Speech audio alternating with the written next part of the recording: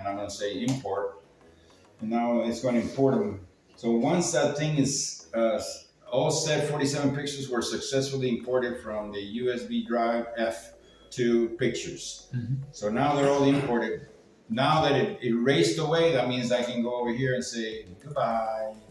And now I'm gonna make these two files. There's the ones that I'm gonna import those to. So now I go over here, and then I go over here to pictures, and then the first things that are gonna come up are pictures that are apparently double because I did it twice. Okay, no problem. So from here, I'm just gonna drag it to, this is the, Graciela, this is the truck, so this is the last one. So I'm gonna move it here. That picture's not gonna be there. And then I'm gonna move this one to Graciela and move it here. Maybe, what I'm teaching you is kind of possibly old-fashioned. Maybe you guys that are young can come up with easier ways of doing this, but I don't know any other way, so this is the way I'm teaching you. Okay. And then we got this one that has to go in there. I'm gonna end up with a whole bunch of pictures that I'm gonna have to delete later, not now. So we got that one. This one is a mess. We got that. I'm just gonna deal with this. So that goes in there. This thing got hit hard. Is that the RAM? Yeah. Oh. Don't tell me it ended up in the other place. I don't know what's going on here. Let me just do it from here. Move it. I already got that picture before too. I don't normally do this. It's just that I got sidetracked and when I started talking about my cousin Armando.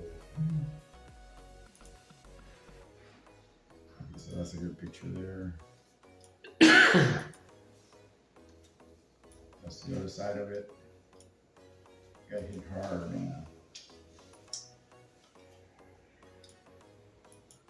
Pretty soon the little dots is gonna start coming out. See how I point to things when they're now you gotta watch out when you see pickup trucks that got hit in the rear. Always look to the cab because that bed is separate from the bed is separate from when you get hit. The bed is separate from the cab of the pickup truck, right? So oftentimes what happens is it gets hit and then the frame kind of goes for an instant on the time of the impact. It goes like this, and then the tip of the bed hits the cab. See, so like you got hit there, so it went, and then the bed is here, it hits the cab. So then you're thinking, and then it goes back because it's just at the instant of the impact, and then it goes back, oftentimes to where the original place was. But because, by the way, there's nothing there. I'm just pointing it out. There's nothing there. This car didn't get hit, but I'm gonna put it in there. I'm gonna add an hour to it because I can always deny it later. I can just say, well, I thought it was a dent, but in the meantime, I get to repair for an hour and I want to paint this and all that. So, and then I get another 2.5 hours to remove the bed further back so that I can paint correctly. So for one little hour of dent on that side there, you're getting 4.5 hours of labor. Mm-hmm. Okay, so this is the now in the back of a pickup truck, the area that, let's say when you it's just gonna be an awful lot of pictures from this. I'm just gonna pick and choose later when I'm gonna send them. Anyway, this is a good one because I don't want to deal with that one.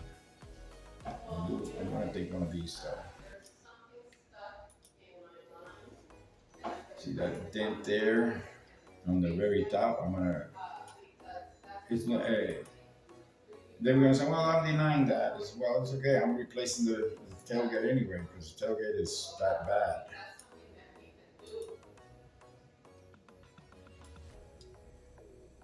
Okay, so I'm doing that, and then what we'll do is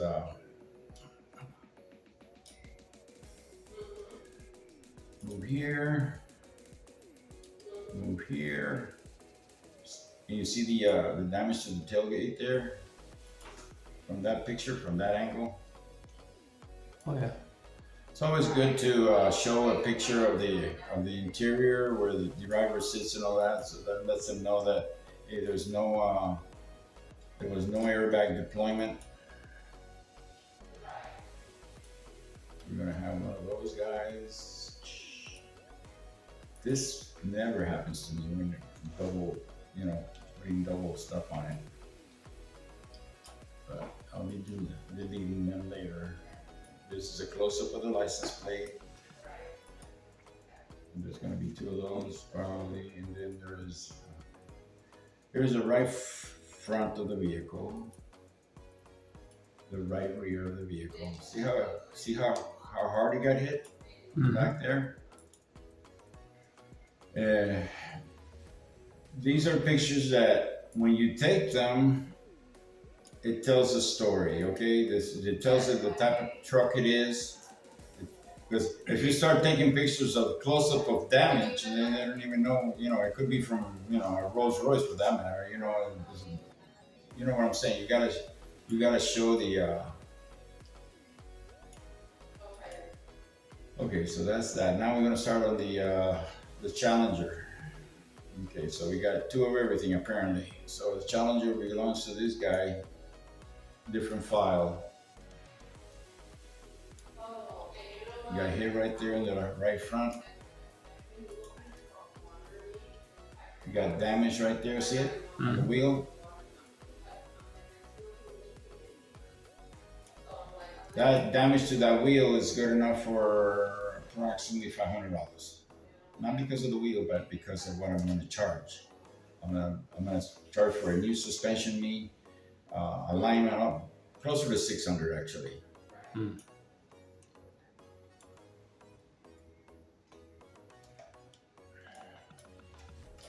Good Lord, come on. You know what? I keep seeing the big screen. I think you put it in the wrong folder. Oh, I did? Yeah. Bastard. Okay, I'll use this one. Yeah. See that line there that they have? Move it here. I need is there two mileages? I'm gonna take one of these mileages and put her over here. Rob, you may have to buy yourself what's called an external hard drive because you have 8,283 photos. And those photos are probably heavy files. And that's the reason why yesterday when I checked the health of your computer, it was topped out a little bit as far as the memory. Oh, because they got a lot of photos? But I can get rid of photos, right? Yeah, the photos are a big contributor because they slow your computer down a lot. It's, when it comes to that sort of thing, I've been going. I had that CCC guy kind of go through it, and he just opened up another drive for me, and it's empty practically. Okay. But that's a lot of photos. 8,000 photos.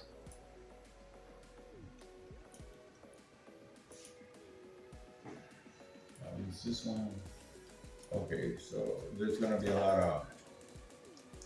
I made a few mistakes there.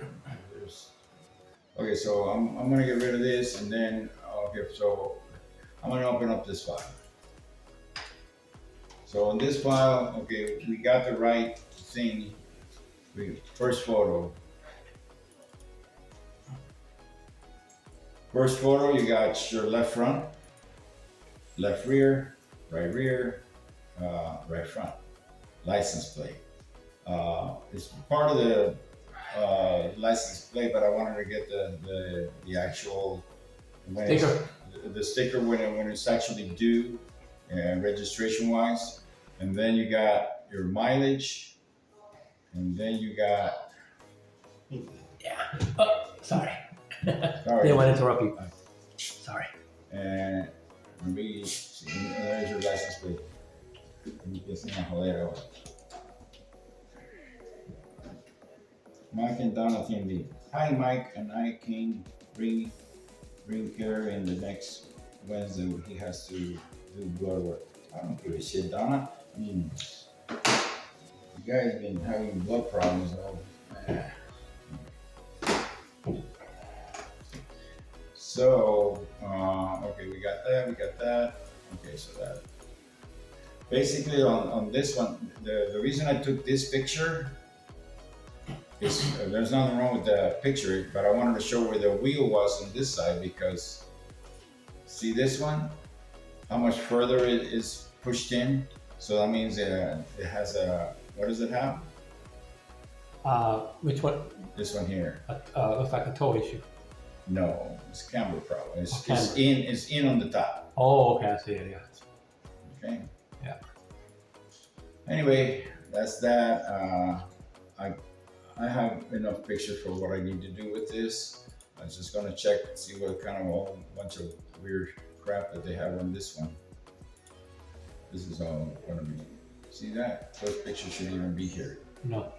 So, I think you meant to put that one in the other folder. Yeah, so I can go here and do that, right? Yeah.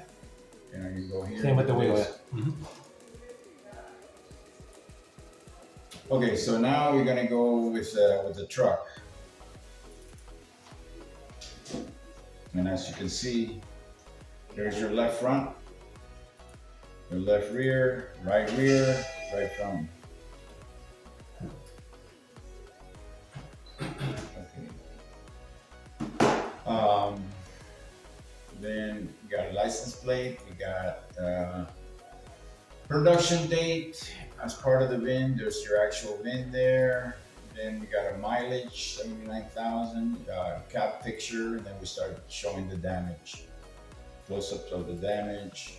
We got that, we got that. Look at that tailgate. It looks like it's snake. Yeah. Mm-hmm. See that? All that. I'm showing, this is what I wanted to show you. So I was able to open actually the tailgate. So this is the tailgate actually open. And I wanted to show this here area. This here area on a pickup truck is called the sill panel, S-I-L-L panel. That's kind of like the rear body panel, but in a bed it's called the sill panel, S-I-L-L.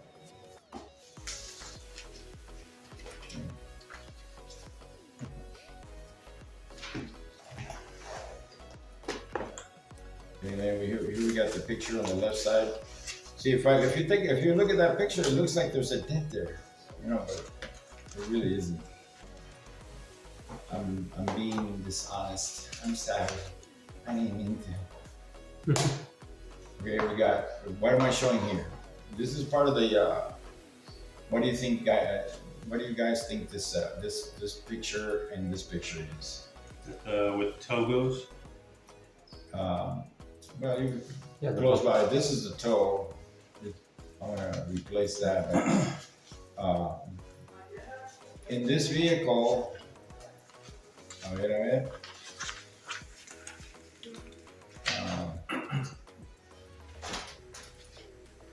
let me show you here.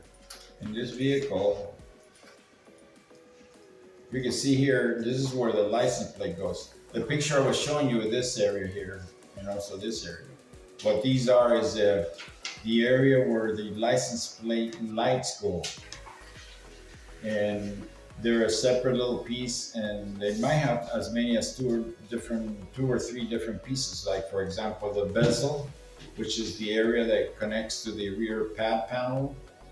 It could also have the actual light assembly, which is the little light. Usually they're like little round chingaderitas, you know, right here like that.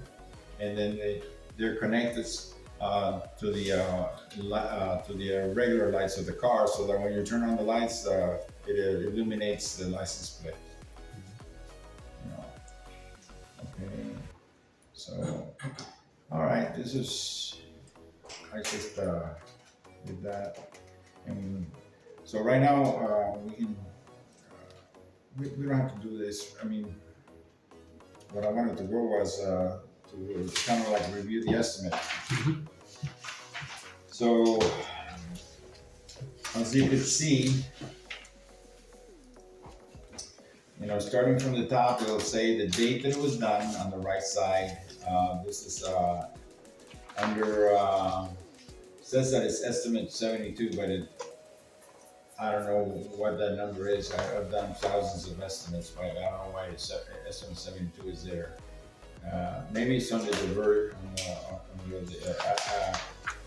I think, I'm learning myself. I think estimate 72 is after the last update. Probably what it is. I read a lot more than that. And the profile ID is Mitchell.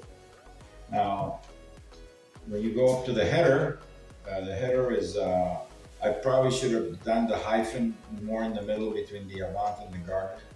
Okay. And then Autoworks, but mistakes are made. And then if you notice the address, it'll say 6750 Boulder Highway. I should have written a comma there after the highway for Las Vegas, like I did after the Las Vegas and then Nevada. And then I should have written a period there just to be grammatically correct. But I was going fast.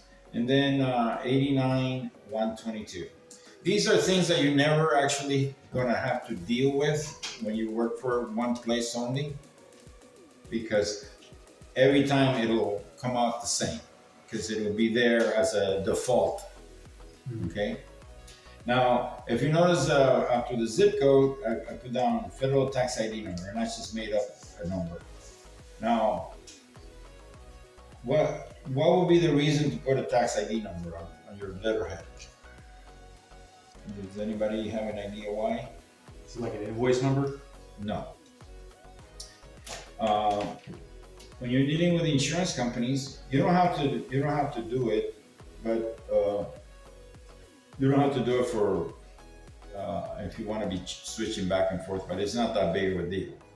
But the tax ID number is the number that this money is going to be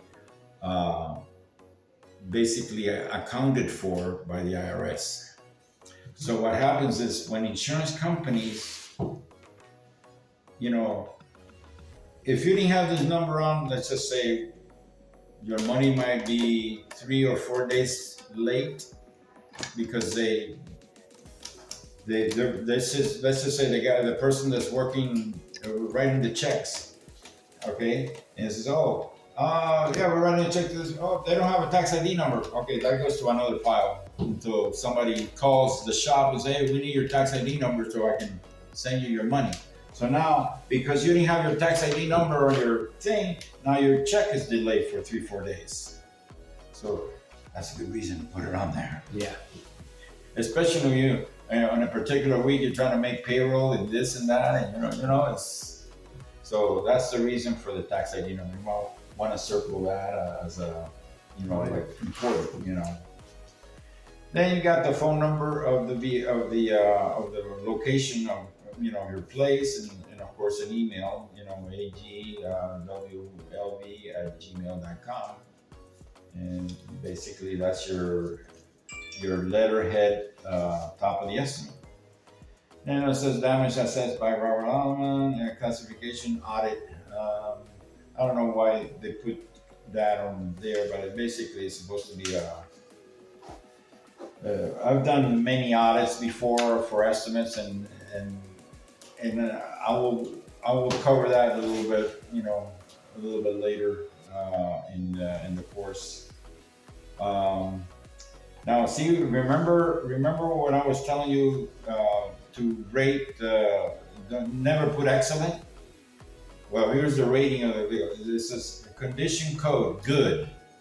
Okay, the car is good, If you put excellent, well, when you wrote the estimate, it said it was excellent, and look at this, and look at that, and you want to stay away from that. So then, date of the loss was 7/24/22. That was the date of your accident, and then the accident day was the same. Now,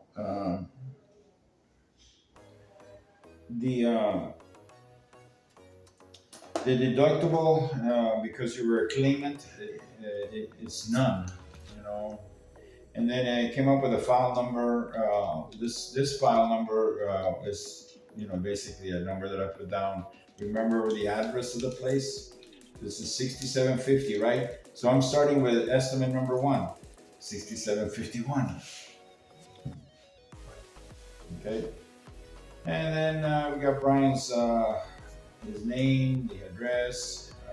He's not only the claimant, but he's also the owner. His cell number, yada yada, and then the claim number. I omitted that. I'm sorry. You put that there. That's very important for the estimate.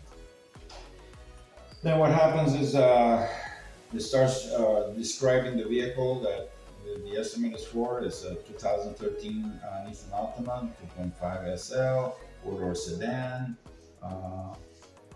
Production day was January of 2013. And you got your VIN number, you got your license was, oh man, no bad. Come on, is that your license right there? Yeah. Oh, cool. Mileage 180,123. And then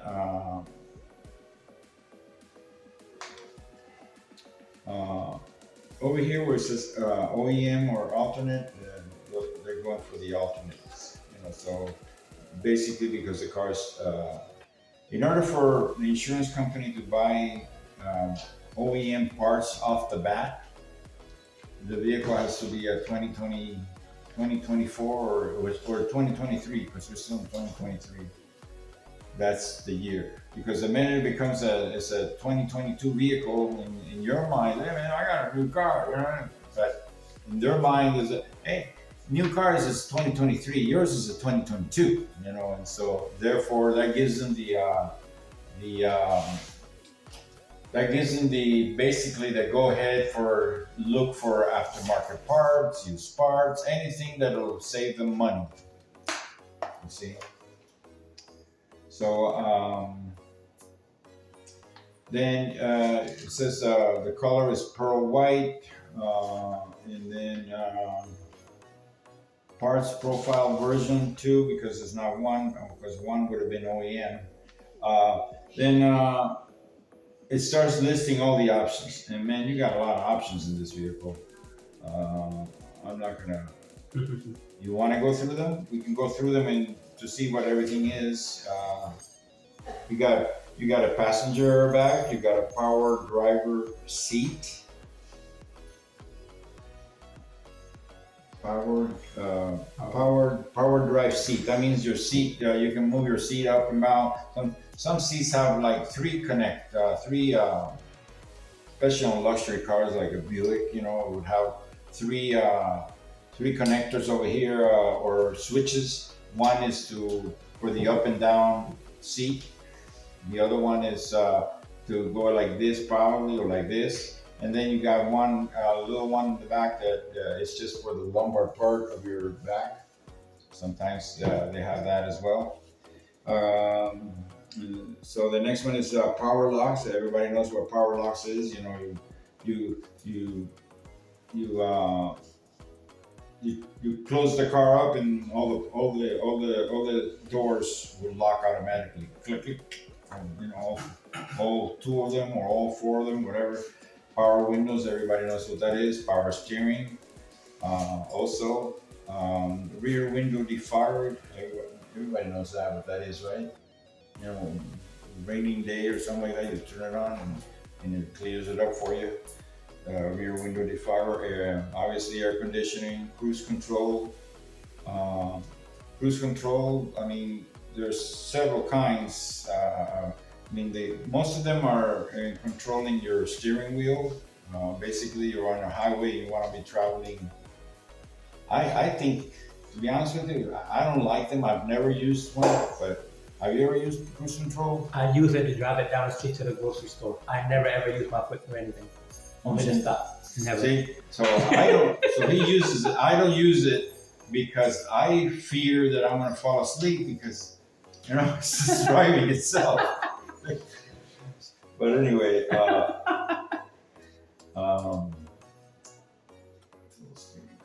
okay. So does anybody know what a steering column has tilt wheel in it? know what that means? You ever use yours? You can control the position of your wheel. Yeah, usually there's like a little lever at the base of the thing, and then it's I like my wheel over here. And then there'll be some guys.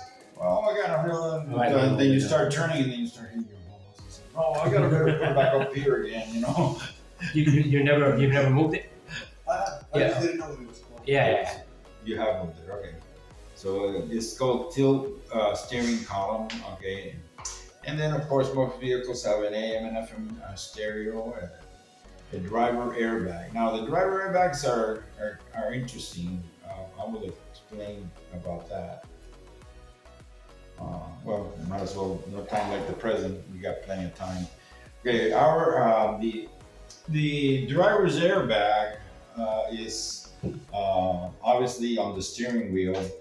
They've made this padding for most cars now, where the actual driver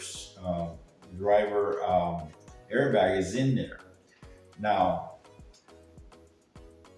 what's behind there is something called, you might want to write this down, it's called the clock spring.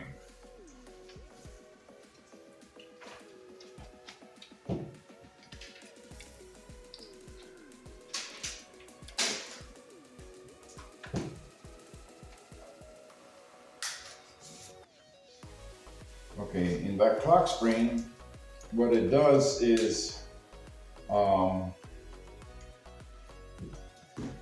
let's just say it has an electronic part. I wish I could describe it a little better, but and then it has kind of like a spring in it.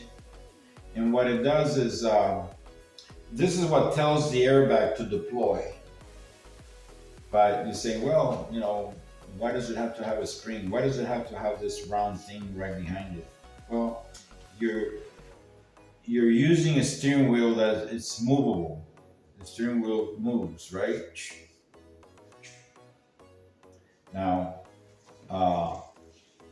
this clock spring will move with the steering wheel, but never ever losing contact of what it needs to do, because let's just say you're driving this way and you're making a turn. You had to actually move the steering wheel to make a turn, but all of a sudden you got hit, boom, and now the airbag has to be able to deploy. Especially if it hit that rail right there. Same thing if you're turning that way. The airbag in the front, your driver's airbag has to be able to be deployed. So the reason they have that clock spring is so that it never loses contact, even though your steering wheel is moving. Another trick about that is that you have to be very careful when you take the airbag out. You have to be very careful when you disconnect your steering. Let's say that your steering column, your steering gear of the car, you had to take out your rack and pinion steering.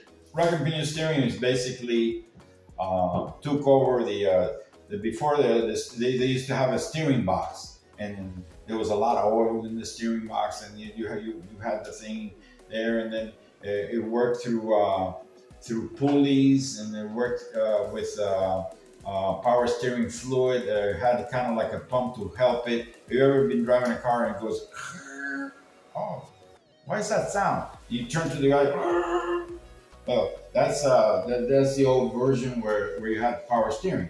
But now all cars pretty much come out with the rack and pinion steering. Rack and pinion steering is a much simpler way, and if you happen to get hit on one side and it punctured a hole in the steering rack, or whatever kind of damage could be that you have to replace the steering rack, you're probably thinking, why are we talking about steering when we were talking about airbags? Well, this is important. So you have to take out the steering rack.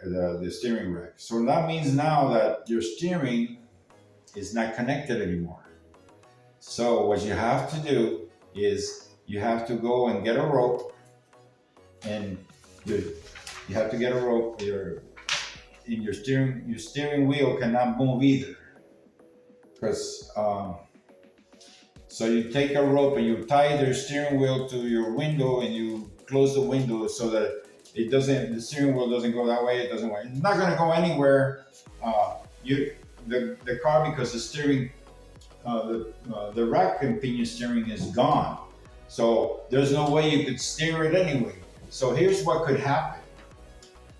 If you don't tie it and you go like this, oh look, I can play around.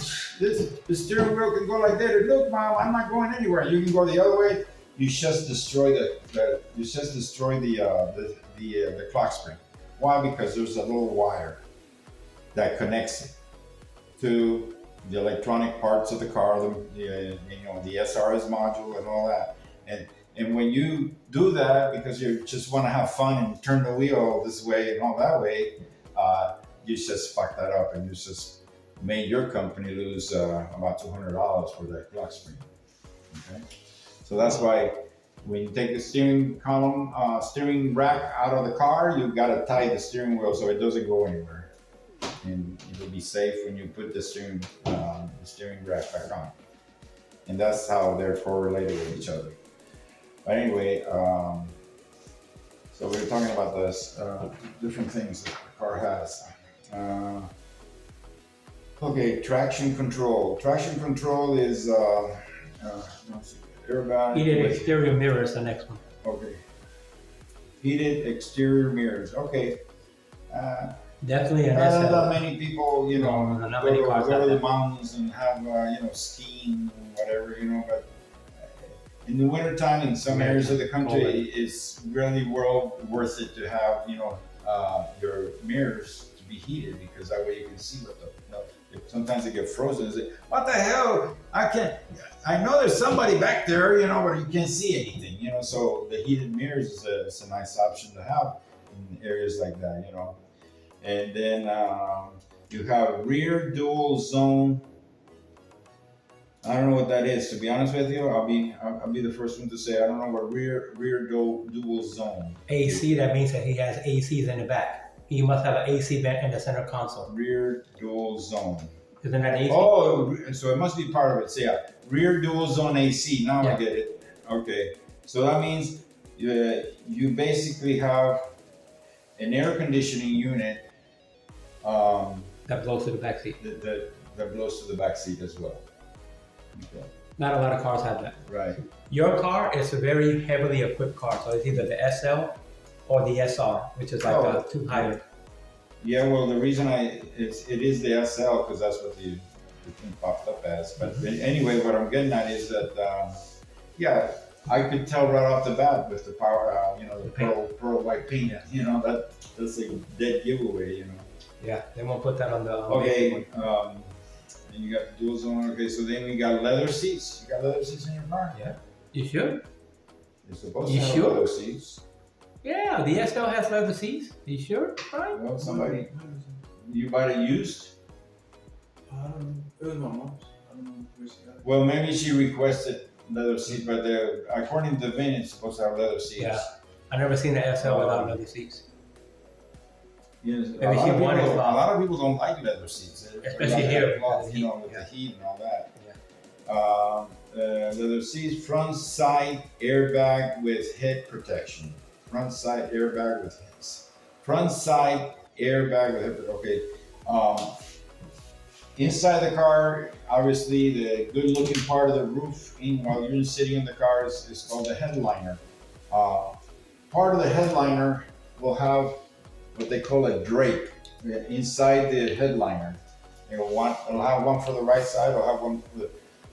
inside that, there's airbags as well. And it's to prevent, for example, let's say you got hit from the side, like a T-bone deal, like you did. I'm surprised that your sensor wasn't working then. The airbags didn't deploy.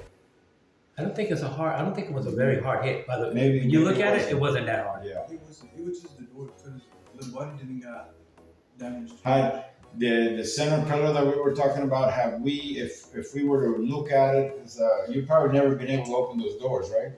I put a bolt in the top of the door, so it wouldn't open. But You can, if you open the front door, you can see like half of it. Okay, the center pillar you're talking about, yeah. Was there damage on it? No. Okay, so that's a good thing. Apparently, like you said, it wasn't hit hard enough to doesn't look like it. The sensor for the center pillar is inside the center pillar, and if it gets hit hard enough, it will deploy those side airbags. Okay. Then you have traction control. No, anti-lock brake systems. If anti-lock brake system, you're driving down the road and all of a sudden your ABS light comes on. It's ABS. It's anti-lock brake system. Does anybody know what how the anti-lock brake system works? Yeah, it doesn't allow your wheels to lock up. Yeah, any event of an emergency. Anti-lock. Well, it says it right there, you know. But what I'm going to do is think about your pen or something. Yeah. Okay, in the old days, they used to have, for example, this is like never been used. You can always show us an illustration on the internet. Huh? You could just go to Google and just put it in there and show an illustration. It might be easier than a drawing. Maybe that's from mine. Yeah. A smart Just guy saying. here, man.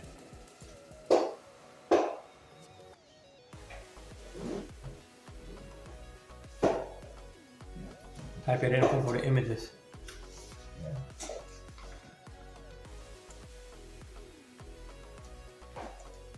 No, it's not typing. Put the mouse in there. Wow. No, not try it. Yeah.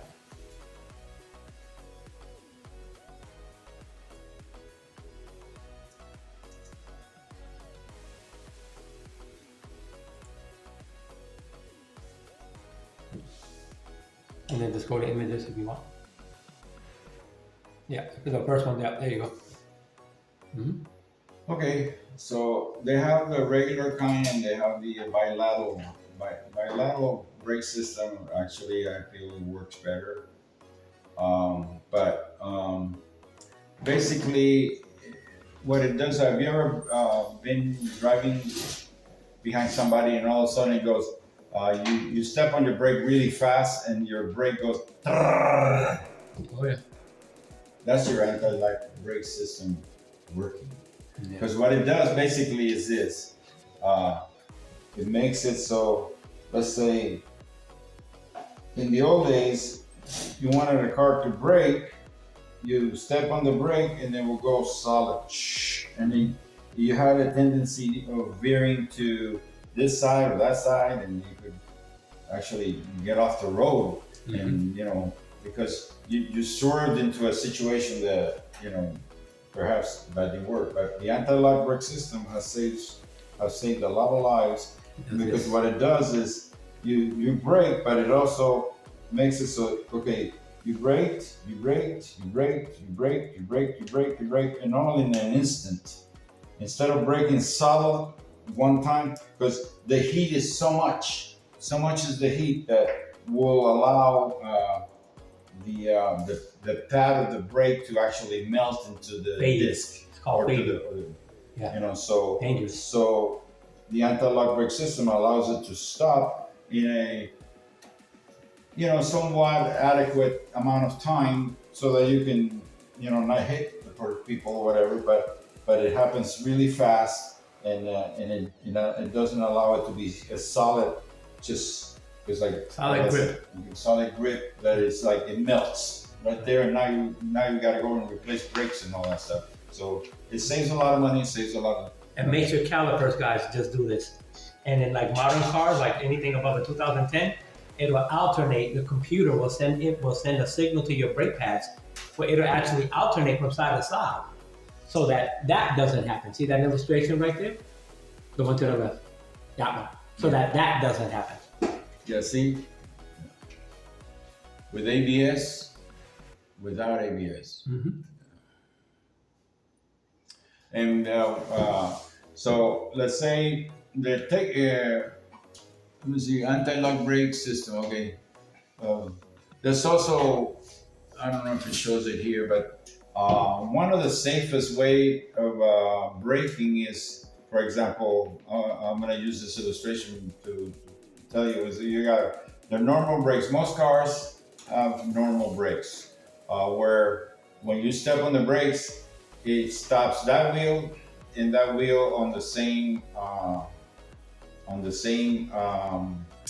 circuit, so to speak, or on the same brake line.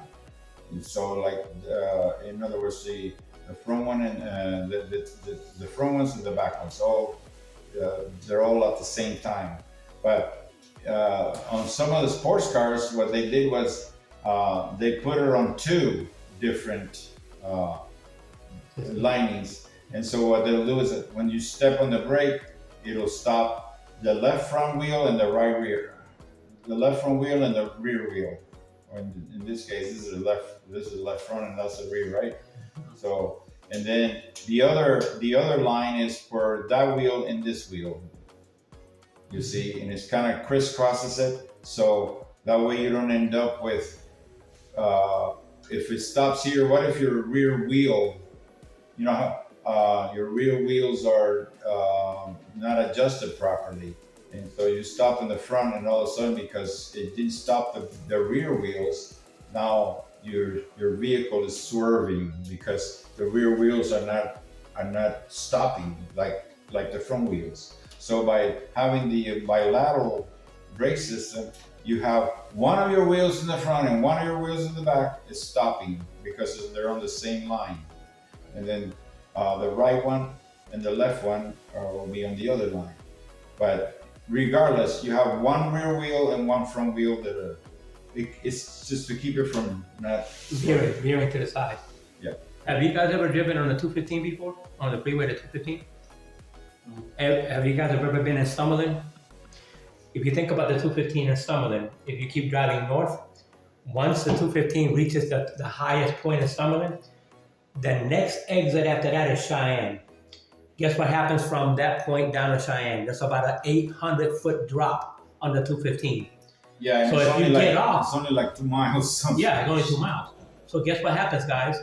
As you're driving 65, 70 miles an hour on the 215, since the drop is so drastic in just a 2 mile period, if you're gonna get off on Cheyenne and you press your brakes, the ABS system will automatically come on because your car is doing 60, 70 miles an hour and you have to find a way to stop, but you also have gravity working against you. Right. Because it's about a 6% grade, incline.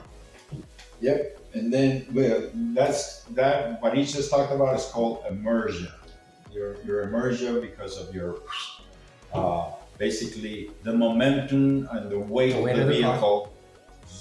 You know, so this is a very big issue for tractor trailers. Oh my God! When they have thousands and thousands of pounds in their back that they're carrying to, you know, Petaluma, wherever it is that they're carrying this shit to, you know, and then they're coming down a hill. They're going to be stopping right from the beginning of the hill, man. They're going to be slowing down so much because the weight that they're carrying is so much. You know. That's why they only use the right lane. In most cases like that, they don't allow them on the center lane or the left lane, the speed lane. Yeah. Okay, going back with the stuff there, review camera. Okay, so traction control. It's apparently is an electronic module that works for you not to be doing this. You see it on the cars. So you have traction. So that you even though it's like your independent suspension. So like if one area of the road is not as level as the other areas, so the traction control will make it so that you have traction on both wheels at the back. The computer will balance each tire separately in your traction. It's kind of like the opposite of ABS. Yeah. But it's for acceleration. Obviously, fog lights. You know, fog lights for the driver. It's for the driver that uses fog lamps. It's not really for his use. It's for that other people can see. So it was kind of a twist, you know. Well, I got fog lights. Yeah, you're gonna see better. No, you don't. You use your fog lights on your fog, and it'll actually make you see less. But you also don't want people to hit you either. So you, it's not for you. It's for them to see you. That's basically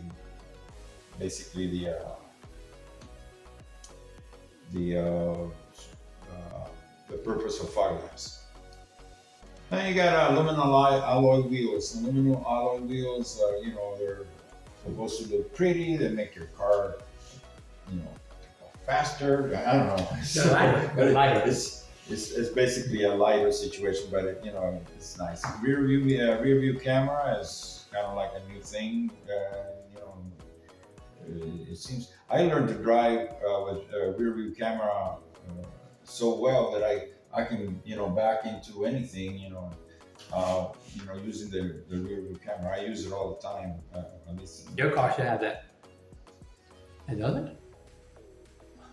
Wait a minute. It must Maybe- not be an SL then. Maybe. You know what it is? Maybe somebody just painted it pearl white No, he has the SL. but the thing is that Oh, I wait a minute. chose it. I chose SL. Yeah, the VIN number says it's the SL. Okay. I don't see why you wouldn't have a rear camera unless somebody switched the radio out. Do you have an aftermarket radio in your car? Okay. That's weird, buddy. Maybe they didn't have it when they bought the car. No, but I'm saying that model should have mostly everything Yeah, that's on this list. kind of included stuff. Cancel it, no? I don't No, know. no. Okay. It's weird. Okay, you got a rear view camera. Okay, remote ignition. Remote ignition, you know what that is, right? That's like they have it set up so where you still got 5 minutes before you go, but your car's locked, but you started from inside your house because you want it to warm up because you live in freaking Kentucky in the middle of the winter. Or here. Or here. My car is a remote ignition. I turn my AC on so that before I even get in my car, I can press a button, it turns on, and AC's on cool, yeah. before I get in. So that's what pressure. Okay. Your car should have that feature Remote too. ignition. Okay. The next thing is tire inflation pressure monitor. If you ever see a light in your dash that looks like this, basically, or maybe it's kind of like more squarish, and then It looks like that. basically that's letting you know that one or two of your tires are they could be overinflated or they could be lower inflated. The reason the light comes on is because if your car says that you're supposed to have 34 pounds per tire, if any of the four tires differentiate from, I believe it's 4 pounds. So like, let's say you got one tire that's 32, another tire is 33, that's still okay. You got one tire that's 29 and another one over here is 33. That 29 tire that's 29 weight, yeah, that will make the whole system turn on the fly and say, hey, you got to go and check your tire pressure. Your car better have that. All right. Then you got okay, so anti-theft system. That's, you know, some sort of alarm. Built-in alarm. Built-in alarm that comes from the Factory. auxiliary input. That's it's for the radio. Yeah, you can put your like if you want to charge your phone right onto your. Yours should have either the 3.5-inch plug or a USB drive where you can play your own music. Right? Yeah. Yep. Okay, Bluetooth wireless connectivity. That way you don't have to have your pods on or anything like that. You can just turn it on. You talk to somebody and you're driving. Yeah, you know that bitch. You know, whatever. You know, just whatever. You can talk as if that person was in the car. I have that in my car. Okay, where are we? Bluetooth, wireless connectivity, leather steering wheel cover. Do you have one of those? You probably do. Good. Yeah. Yeah. Satellite radio, CD player. You probably has access to it. It's just, you know. It's a subscription you have to pay for. Yeah, most people don't want to pay $15 a month to get that crap. CD player, of course. Everybody knows what that is. Power adjustable exterior mirror. Power adjustable exterior mirror. That means that you ever see a little round thing on your door panel, and then it has a little doohickey in the middle, and it was you can click it on the left, and then that means that you can kind of monitor where your driver's mirror is. You click it to the right, and you're adjusting your rear mirror. Now, I always recommend that it stays in the center because it has like a 3-prong. You know, it's in the middle. Or if you want to go left, you can adjust it for the left. If you want to go to the right, if you go in the middle and you just happen to do this, you happen to touch it for a second. If you have it on the left side, now you don't know, but your mirror is off. Yeah, throws off your mirror. And so it's better just to have it in a place where it doesn't do anything, you know, like in a neutral. Okay, power adjustable exterior mirror, aluminum, automatic transmission. Well, we all know what that is. Automatic air conditioning, trip computer. I guess you have trip computer is like, let's say, you know, my mileage is so much, but I want to find out how many miles is from here to work. So you put it on trip A, and then when you leave your house, and when you get to work, it's, oh shit, it was actually 13.5 miles from here to my work, you know. So, Or you're traveling. But then you have another one, that's trip A. If you want another destination, well, I want to see where it would be from my house to my mother-in-law's house, and then you put it on trip B. You say, oh, from my mother-in-law's house, and all it's 4 miles or whatever. You know, it's just another. They keep coming up with more crap on the cars so that they could, you know, be more competitive to sell stuff. You know.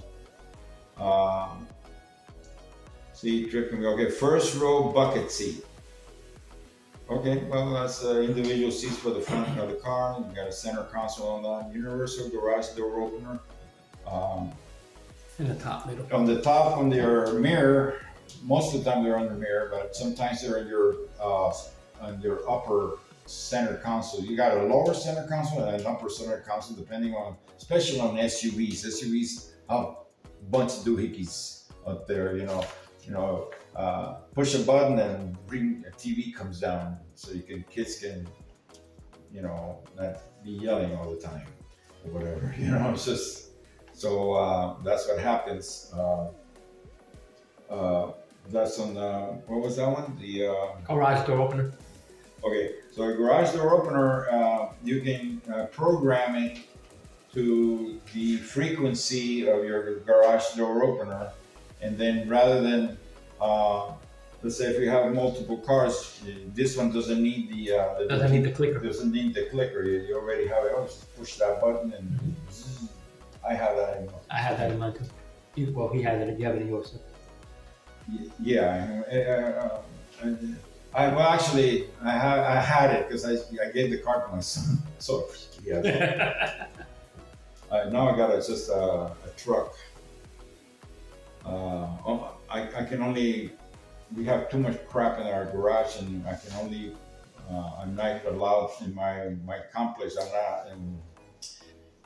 I'm not allowed to park in the street, so I gotta park in the driveway. And when you park in the driveway, I don't have room for 2 cars, so.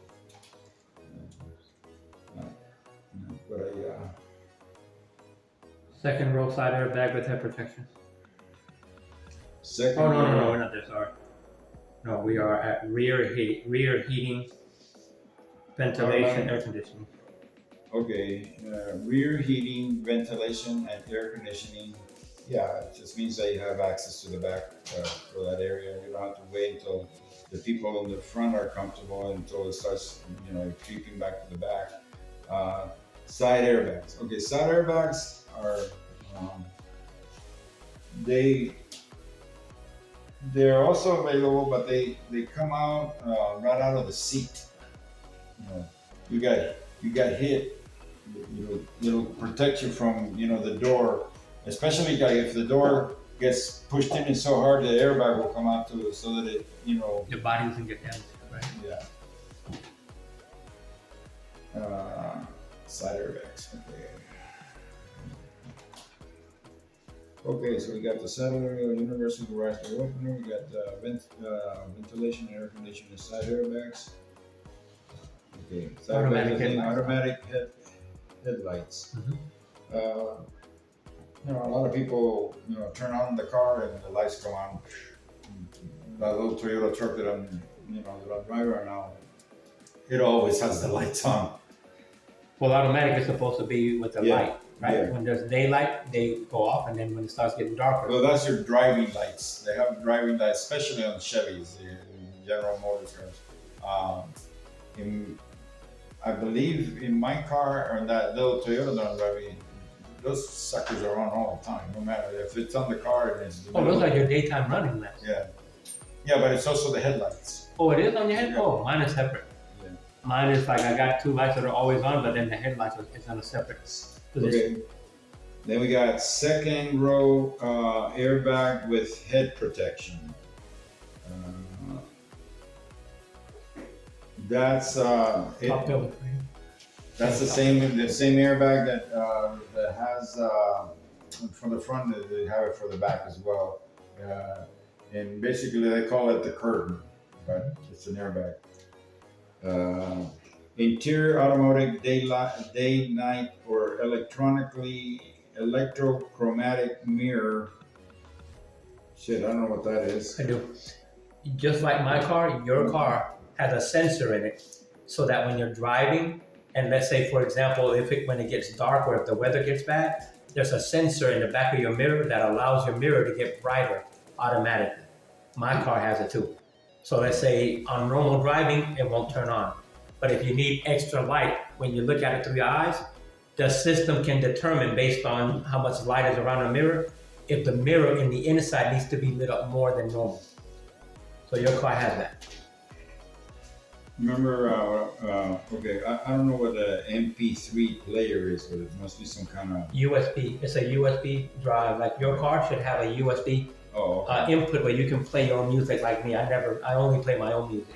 I couldn't survive without a USB player. All right. Excuse me. Driver seat with power lumbar. Remember, I was telling you some of the luxury cars have three little switches. Well, that third switch is that lumbar because it kind of gives you, like, let's say, it gives you an adjust. Like if you can want it really protruding, so that it gives you nice, good lumbar support on your back. That's your lower back. In your lower back. If you don't want it that much, then you can just push it the other way, and then it feels like there's a hole back there. But it's just for your comfort. The lumbar part. Okay, electronic stability control. That has also something to do with your trailing. Make sure that the vehicle runs stable. Somehow it's connected to your brain, your ECM. Yeah. I'm gonna find out a little bit more about it and tell you more. Actually, it works with the computer of the car. The electronic stability control, what it does is that it determines if you have a lot of wheel spin in one part of your car. So what it does is it sends less power. Like most cars, like your car, is most likely front wheel drive. If you have your engine sits sideways, the transverse engine, what happens is the computer will send a signal so that your right tire doesn't spin as fast as your left tire in order to keep it properly balanced. If the road that you're on, the terrain is not the same on both sides. Yeah. Like my car is all-wheel drive, so I have that on all 4 of my wheels. I'm not sure that that it's the ECM, because the ECM is only for the motor, so it's probably on the BCM, the body control module computer. Mm-hmm. Then front heated seats. I got that only in my front seat, so it's cold out there, especially leather. In the wintertime, the leather is freaking cold. With that sucker on, oh, you got it feeling good again. It starts warming up your seat. Keyless entry system. Have you ever seen cars that have you got your door handle? You got your door handle like that, and then all of a sudden you see buttons on the bottom. 1, 2, 3, 4, maybe 5, and it's just some kind of code that you can program to say, oh, I don't have the keys, but I can get into my car. So you push the buttons that you programmed. Ford is big with that. It'll open the car. You should have that on your car.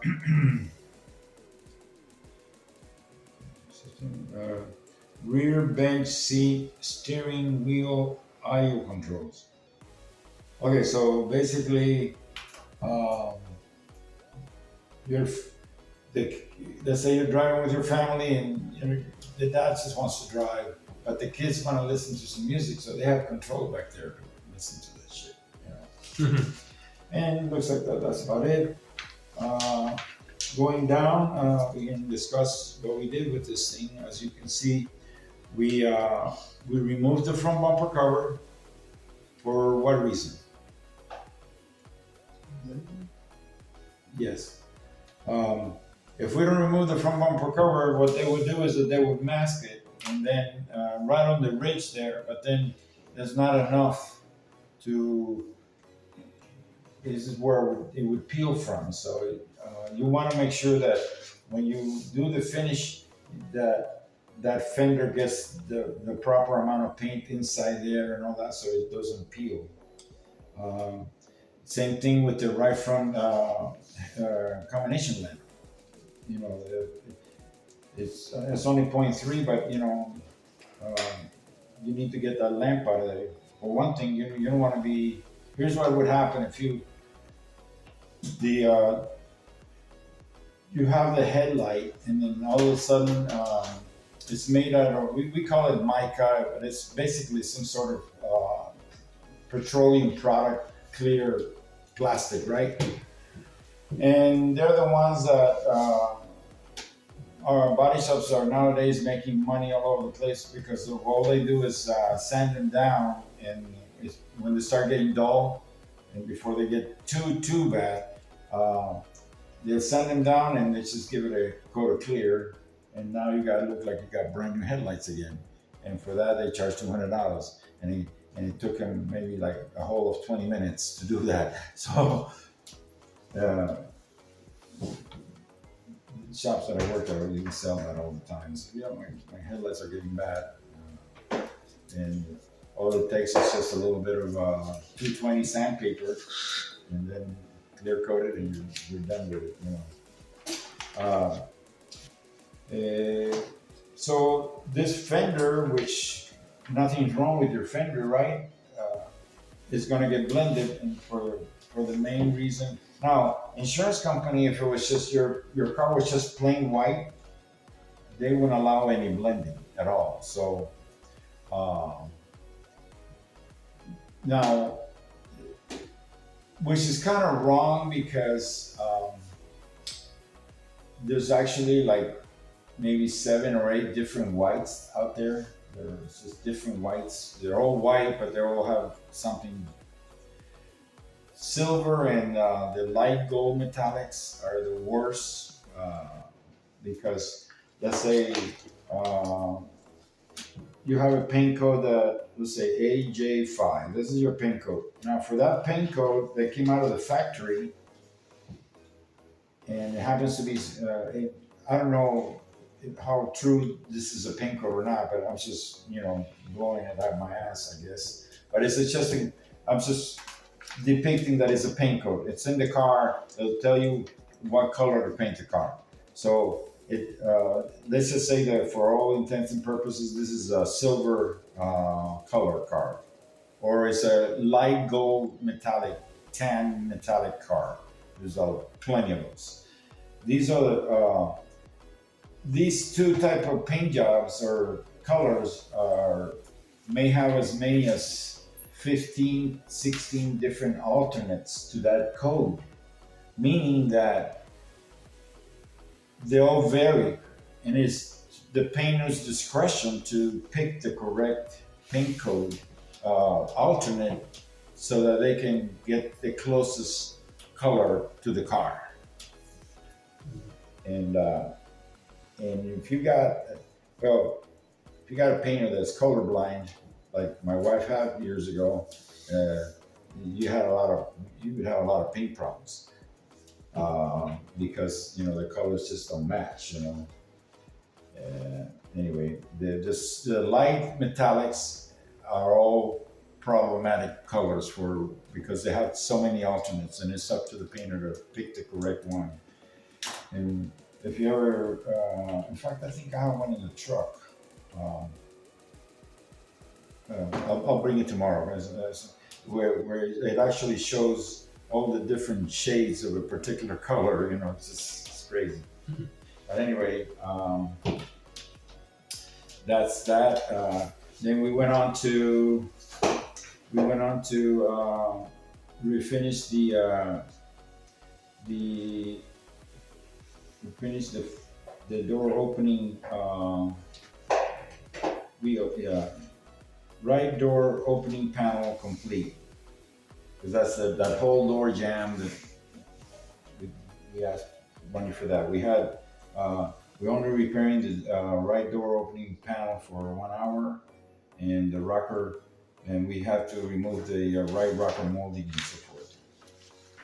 And I guess this is one of those things where you can save on paper type of deal. We went ahead and we repaired the right front shelf for an hour and a half, and then we went to right front door outside. We refinished it, and then that's when we said possible hidden damage. The right front door repair panel was replaced, and then they went ahead and added the 7 hours that it takes to replace it. Right front, we finished the right front door jams.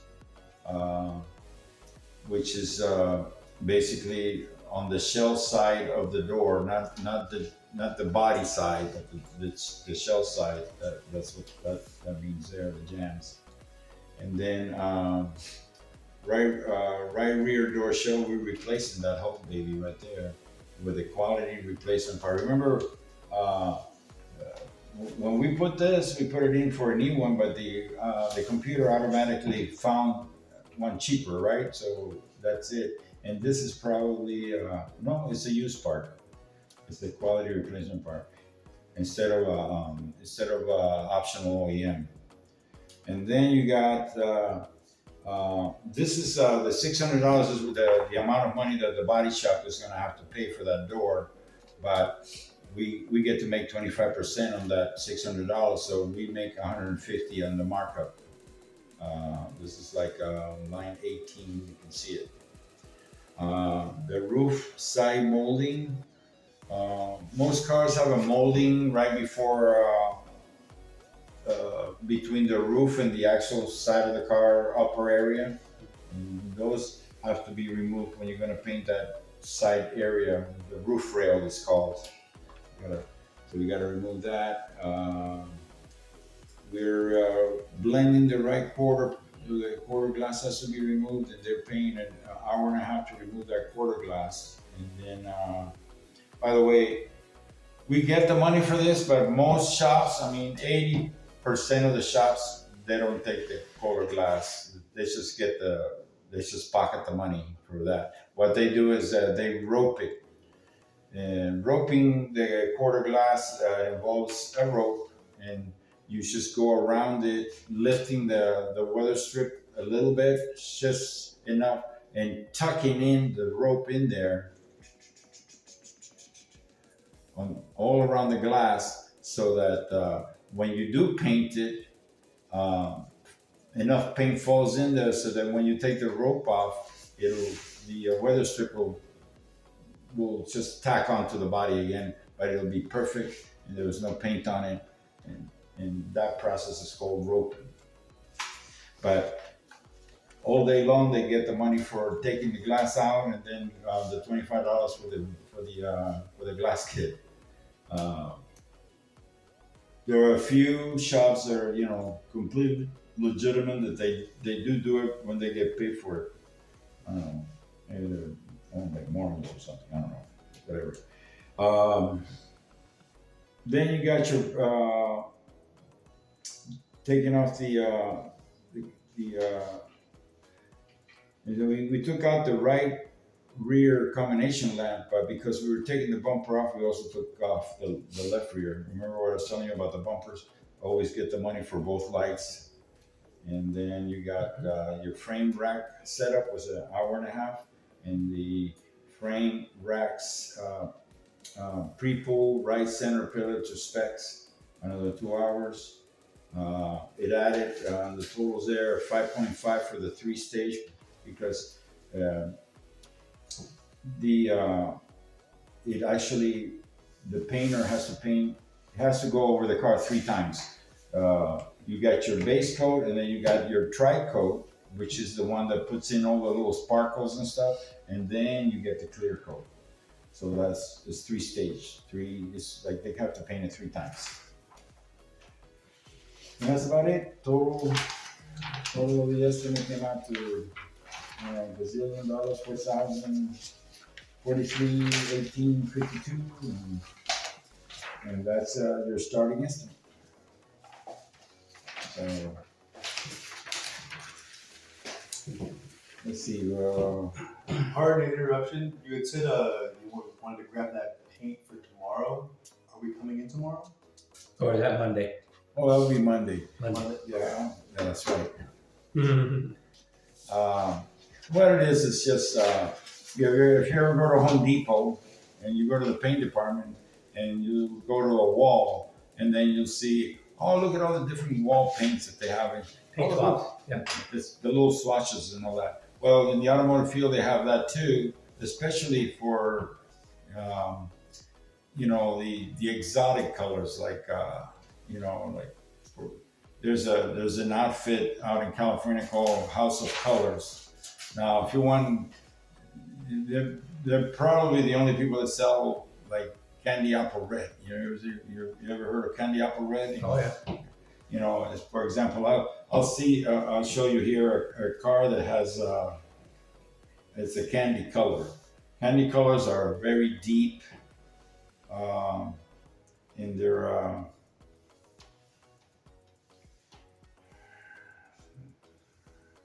see that kind of, that's candy right there. That's a candy color. It's one of the, if you look at it, it's just like, oh man, you're losing yourself in there. As, Like a mirror, yeah. Oh yeah. It's a nice green. Yeah, it is.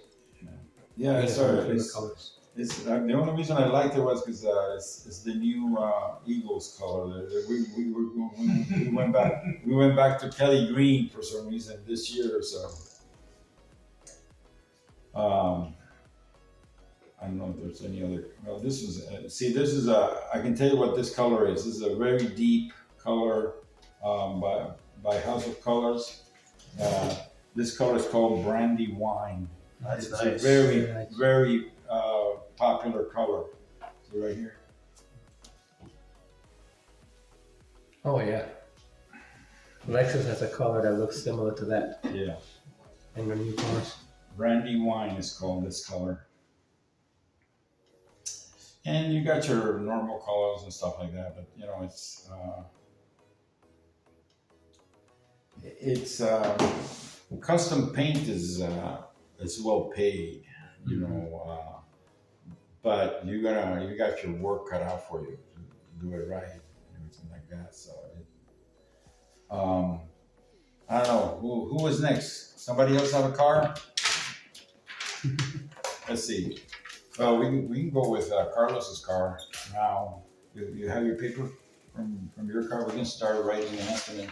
Right now it's 6:48. We got 45 minutes, 40 minutes or so. We can start doing that.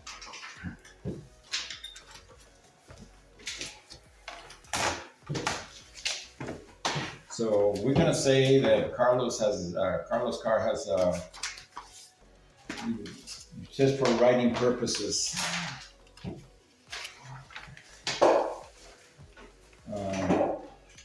Carlos's car has.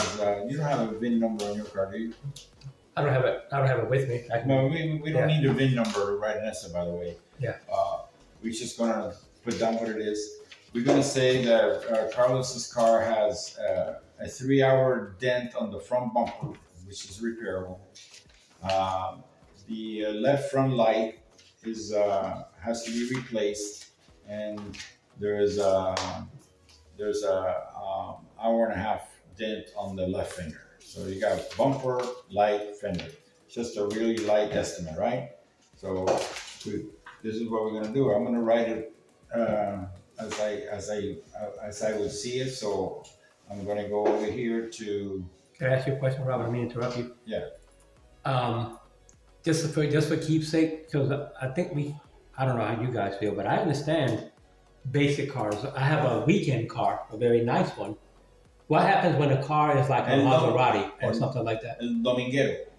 Yeah. El Dominguero. I have a 2022 Maserati Quattroporte Trofeo. Well, it happens to the same thing that when I get called for a Peterbilt tractor or a Bucati motorcycle or any weird shit that's out there, I can do it. The only thing is that now I have to call the dealer for parts prices. Oh, okay. Because they're not going to be in the database. Oh, I see. Got it. Yeah. But let's just say, okay, I'm going to show you. Let's say we're gonna do a Lambo. Okay, so you like Lambos or Ferraris? It doesn't matter. Maserati. Maserati, yeah. Maserati, I think, is on the database. So let's just see. So we're gonna go. Owner is Carlos, which is it's the same initial. Minero. And then we're gonna go Carlos. I don't want to get you guys too bored, so let's have a little fun with this. You know, and he lives at 12345 Western Avenue. And then Take the cat lock off. Go back. H. Yeah. Okay. Western. All right, and then this is in the city of let's say Boulder City. Where'd you go out there for anyway? Yeah, right. It's beautiful there. Boulder City, Nevada. Was that 89101 or something like that? Yep. 89005. And that to you. 05. Okay, so we got that. So then his number is 702-345-7889 or 7, doesn't matter. So now we say okay. So now we put down the insurance company as the ABC or ABD insurance, and then we use the Avant.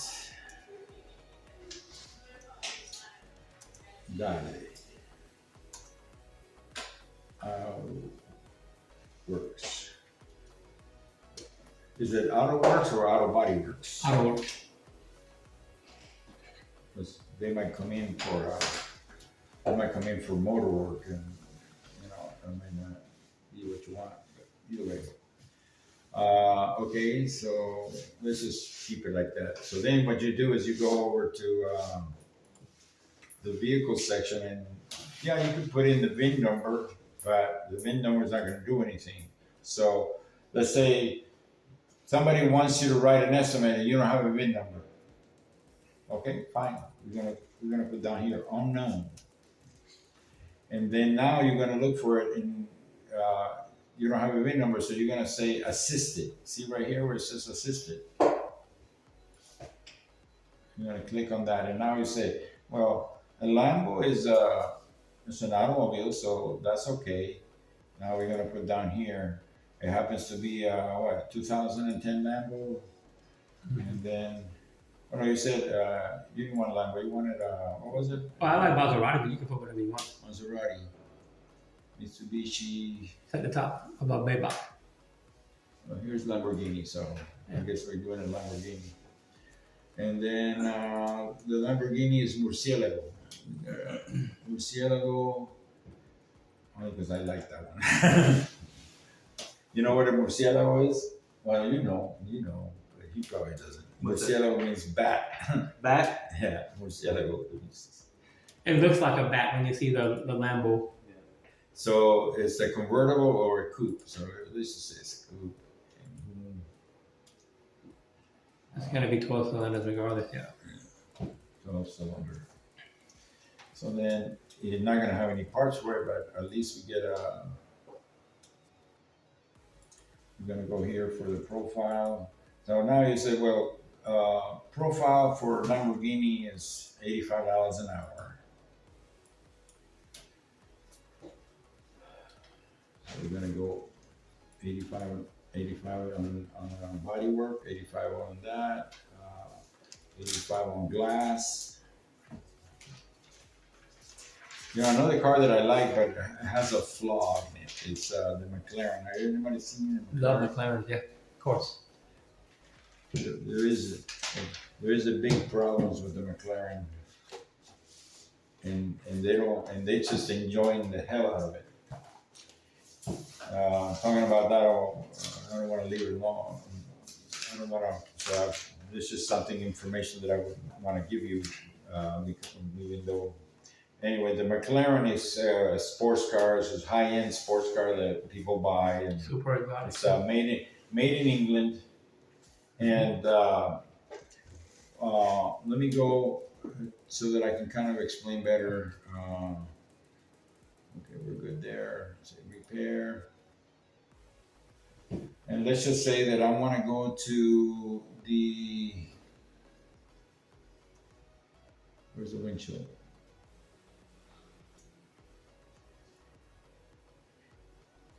Here we go. There's the windshield. So on the McLaren, of course, this is just showing the glass, but obviously you got to have, you know, your body pillars where the whole glass falls. It's your windshield basically. So the windshield gets put on this frame, right? Now most cars, this frame right here, which is not visible here in this picture, but is made out of metal. Okay, the problem with the McLaren is they want to keep it light, so that frame, the windshield post on the left, the windshield post on the right, and the upper windshield post, all these, you know, because the rest of it is the body of the car, the metal, the whole lot is metal. But in the McLaren, they make it out of carbon fiber to keep the car even, you know, less. And they have parts in the closest McLaren dealer is in Newport Beach, California, and I happened to be talking to a guy because we were once detailing a McLaren because it was getting ready to be delivered, and the detail guy, luckily he had insurance, the detail guy happened to lean right here. Oh my goodness. He happened to lean on it to do some cleaning, and he put his hand there, and what happened? The windshield cracked. Now, because it's a windshield and they have that flaw,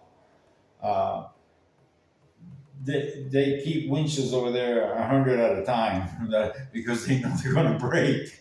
And that's the sinister part about this company, you know? They know that people are going to be ordering for windshields, and guess how much this windshields cost? Oh my God. $3 I can grand. imagine. Huh? $3 grand. No, more, probably more than that. $5,000 Yeah. for a freaking windshield for a McLaren. And they know they're gonna break. See? Wow. So that's how, sinister the whole thing is. But anyway, so it appears that they do have a little bit of Lambo things, but see what happens is they're not going to have anything having to do with. It says here is a Lamborghini 2010 profile. So you have Able, but let's say that we're not doing the Lamborghini. We're going to go back over here and says, no, let's work on something that is not on the database. So it's still unknown. We're going to say that it is an automobile. We're going to say that it's not a Lamborghini, but in this case, you're going to have to put down what they call generic. See right here, generic vehicle. That's generic vehicle covers all matters of sin. It's just, you just put it there and it says, okay, it's a 2-door coupe, generic 2-door coupe. I mean, this is where you can erase it. You can just say,